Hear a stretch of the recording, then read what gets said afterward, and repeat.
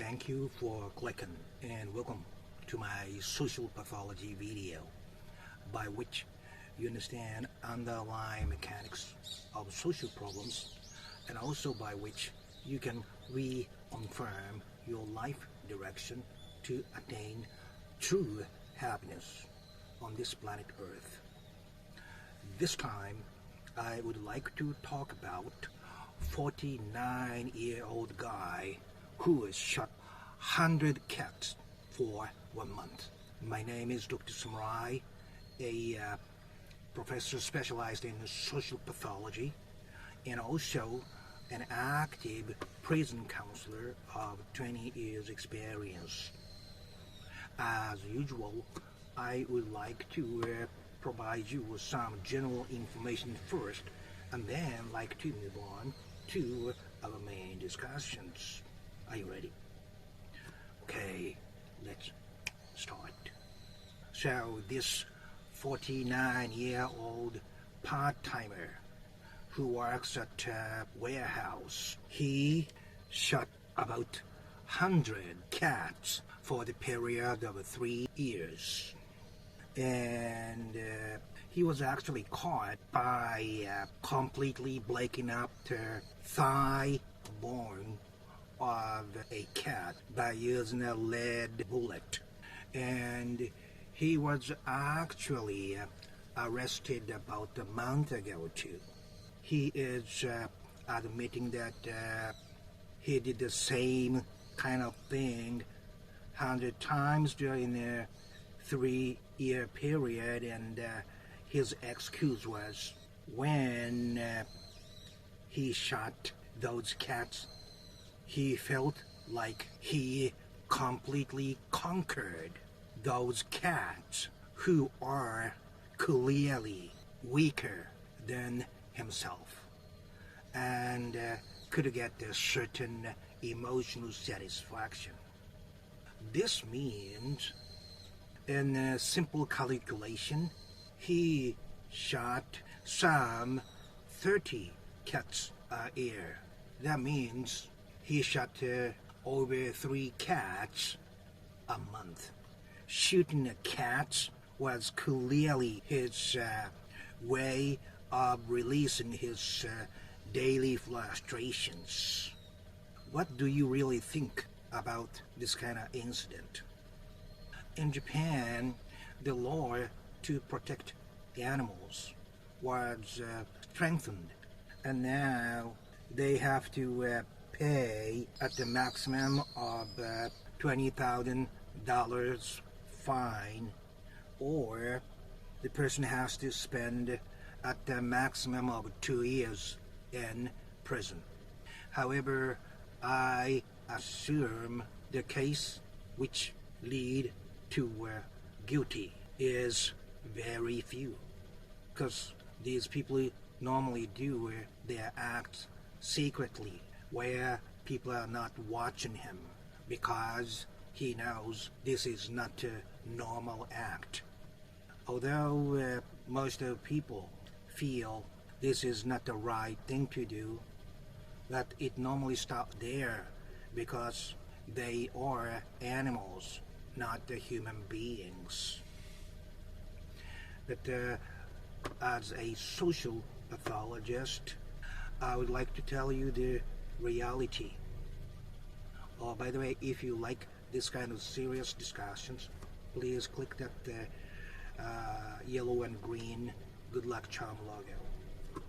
Anyway, as a specialist, what is really problematic with this kind of person or this kind of act is not because his object was animals, but because he, the subject, clearly holds aggression inside.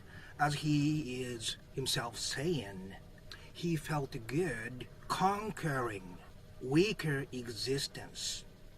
He felt good. It is perfectly possible that if this kind of person by accident injure any little children or females on her way back home from work. His satisfaction of conquer is way higher. And we all have to know, human beings all have tolerance. Say you're addicted to drugs. You keep taking one pill of MDMA. At first it worked fine, but you were continuously taking that. One pill couldn't give you the same level of excitement anymore. That is the tolerance. Your body gets used to the reaction to taking the pill.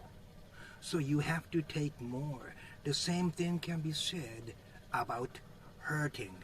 Now he could get certain level of excitement and satisfaction from hurting cats. But he keeps doing that. It's highly likely from my research, deep research into serial murder. His pace could get much faster, more and more. Then, when it doesn't work, he starts to target at something a little higher. That could be dogs, that could be human children, or that could be females who are weak existences in our society. That is where the true problem exists.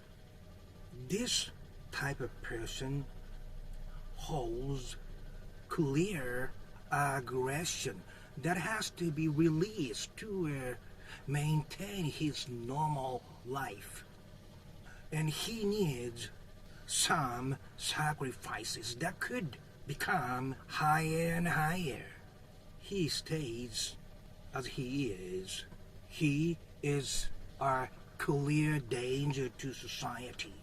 As some of you might know, there's things called the McDonald's triad: bedwetting, arson, and animal abuse. If a child meets at least two of these three conditions, it is said there's a high possibility that he could develop into a serial violent offender, including serial murderer. Remember that triads include animal abuse. Okay? Without his resolving the anger he carries, he clearly is a public enemy. It's like a time bomb. So today's value is, it is not okay because his target is animals.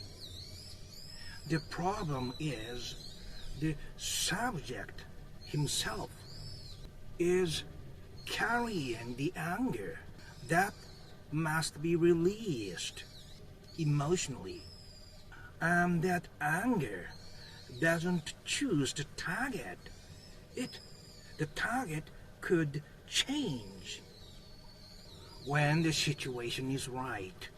That you must know.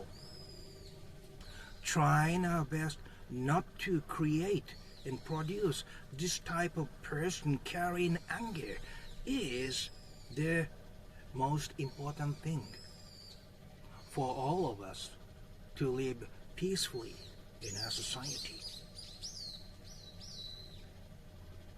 This is it today. I would very much like you to think about what I've told you on how to keep our society truly peaceful. Wherever you are, my friend, on this same planet Earth. Okay, thank you very much. Bye-bye now.